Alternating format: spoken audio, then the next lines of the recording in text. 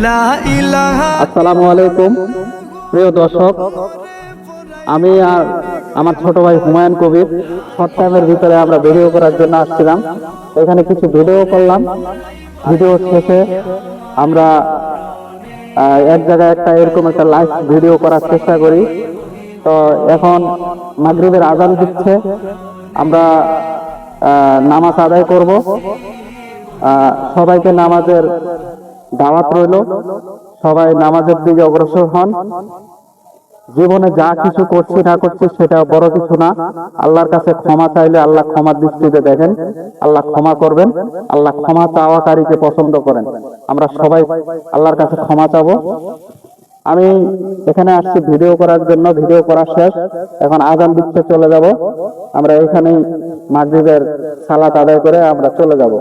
সবাই আমাদের জন্য দোয়া করবেন। ভালো থাকেন, সুস্থ থাকেন। আসসালামু আলাইকুম। দিনাজপুরবাসীর পক্ষ থেকে আল্লাহ হাফেজ।